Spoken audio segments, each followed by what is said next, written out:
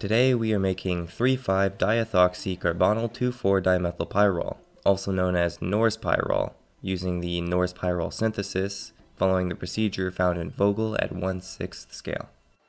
This synthesis requires 16.7 grams of zinc powder, 8.7 grams of sodium nitrite, 75 milliliters of glacial acetic acid, and 32.5 grams of ethyl acetoacetate. The ethyl acetoacetate can be made via the self-condensation of ethyl acetate, and UC235 has a video on this if you're interested. The ethyl acetoacetate and glacial acetic acid were added to a 250 ml flask and put into an ice bath.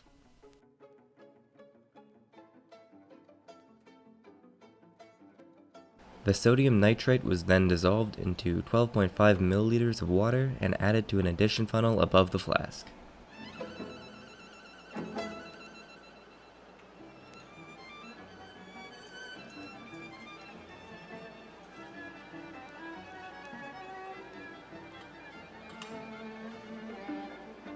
The sodium nitrite solution was slowly dripped into the flask, and this reaction is highly exothermic and must be kept between 5 and 7 degrees Celsius.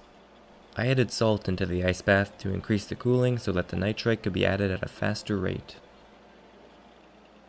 Here, half of the ethyl acetoacetate molecules are undergoing nitrosation to form the nitroso group between the two carbonyl groups on the molecule. In a later step, the nitroso group will then be reduced to the amine with zinc powder. This will then go on to react with another ethyl acetoacetate molecule and condense and cyclize into the pyrrole.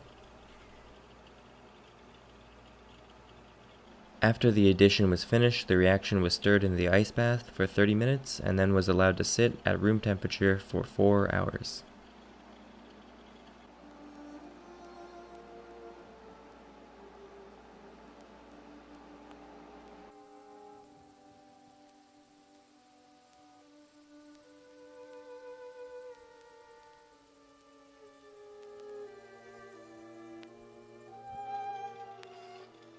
The addition funnel was switched out for a condenser, and zinc was added to the flask in small portions until the mix began boiling.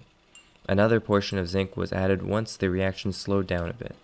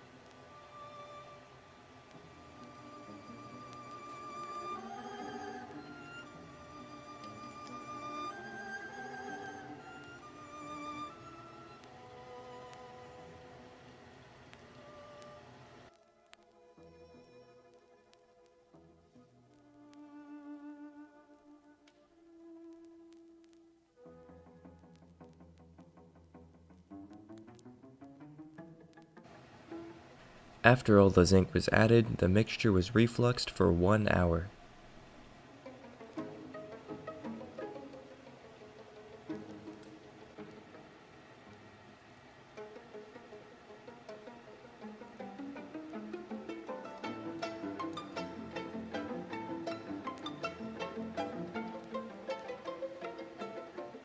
The still hot mixture was quenched in 850 milliliters of water, and the flask was washed out with acetic acid, which was also added to the water, and then it was allowed to sit overnight.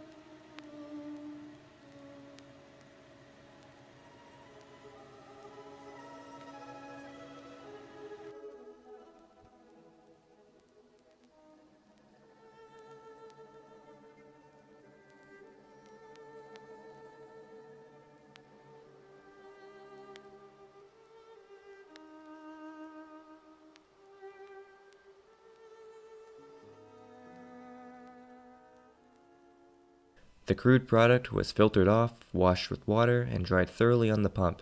It ended up weighing 34.1 grams, which was far above theoretical, so it must be recrystallized from ethanol to clean it up.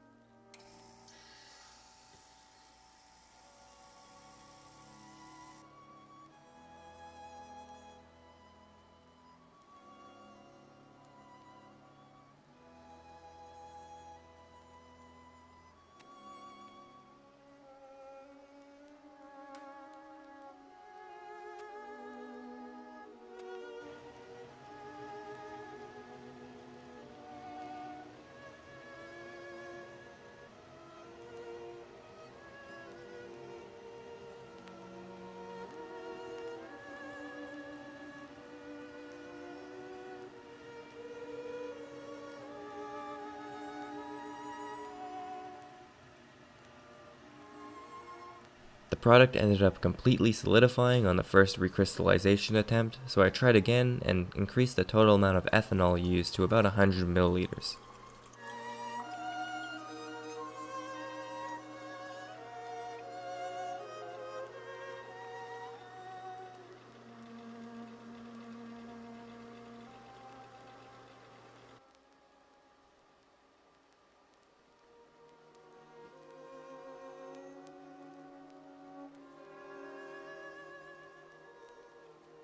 The product was then filtered, washed with some cold ethanol, and dried on the pump.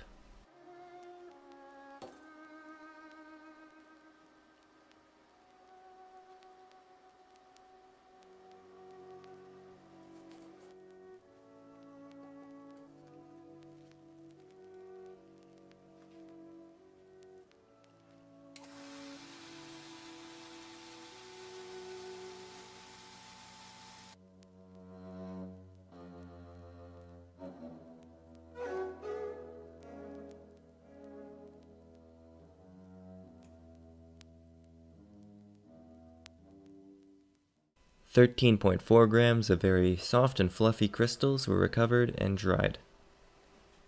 I left the filtrate in the freezer and recovered an additional 1 gram of product.